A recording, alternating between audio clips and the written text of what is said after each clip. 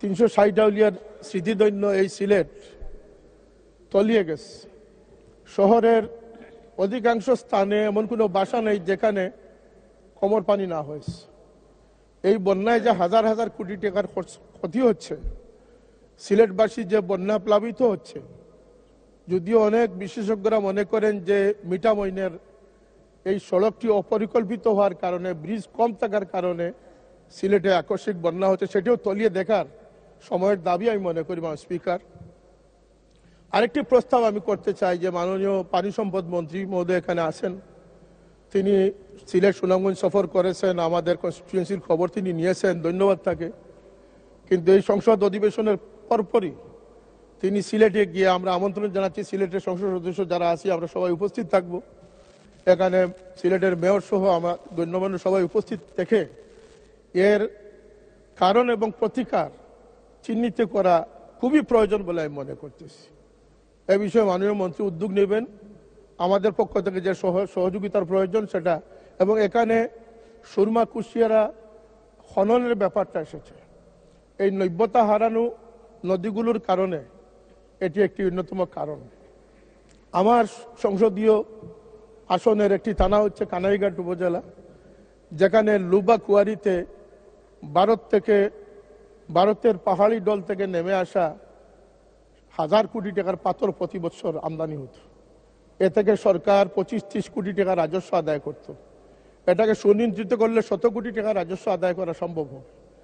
এই পাথর কুয়ারিতে হাজার কোটি টাকার পাথর জব্দ করে রাখা হয়ে গেছে।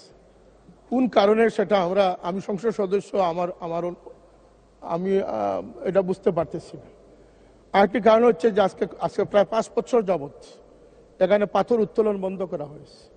এটিও বন্যার একটি কারণ এই পাথরগুলো অপসারণ করলে এই জায়গাটা গভীর হয় না, আর গভীর না হওয়ার কারণে ফ্লাড আরো সহজ হয়। সুতরাং এখানে আশ্চর্যের বিষয় মাননীয় স্পিকার, এখানে 8-10 লক্ষ শ্রমিকের রুটি রুজির ব্যবস্থা রয়েছে। আমরা জনবান্ধব হিসাবে, জনগণের প্রতিনিধি হিসাবে আমাদের দাবি থাকবে যে আমার 8 লক্ষ মানুষের কর্মসংস্থান কি কারণে বন্ধ। এটা তো প্রাকৃতিক সম্পদ, এটা আপনি না উঠালে আর আসবে না। এটা প্রতি বছর আপনি অপসারণ করলে তারপরে এই শূন্যস্থানটা পূরণ হবে। এটি একটি সহজ হিসাব, সহজ ইকোনমি। এটা কি কারণে বন্ধ আমরা সেটা জানি না, এটার ব্যাখ্যা আমরা জানতে চাই। এই দাবি। আরেকটি দাবি হচ্ছে আমার জকিউল খানাইঘাটে বন্যায় যে সমস্ত বাড়িঘর ক্ষতিগ্রস্ত হয়েছে, আমি নিজ চোখে দেখে এসেছি। আর 1 মিনিট শেষ করবেন। আমি নিজের চোখে দেখে এসেছি মাননীয় স্পিকার, এই পানি উন্নয়ন বোর্ড কুশিয়ারাতে যে ডাইক নির্মাণ করেছিল, এই ডাইকগুলো অতি দুর্বল। এই নদীর এলাকাবাসী যারা আছেন নদীর পার্শ্ববর্তী, তারা রাত্রে পাহারা দেয়, তারা মাইকিং এর ব্যবস্থা রাখে, কখন জানি ডাইক ভেঙে যাবে।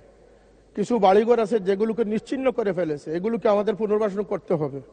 আমি টিন এবং গড় নির্মাণের জন্য, এই পুনর্বাসনের জন্য বিশেষ বরাদ্দ কামনা করতেছি।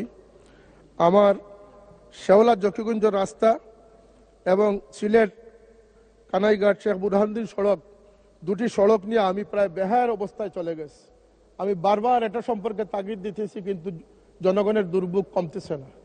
এটিকে আমি অনুরোধ করবো যে এটা সড়ক জনপথে নিয়ে, এটা এলজিডি থেকে সড়ক জনপথে নেওয়ার ব্যবস্থা করার জন্য আমি ওদের আহ্বান জানাচ্ছি।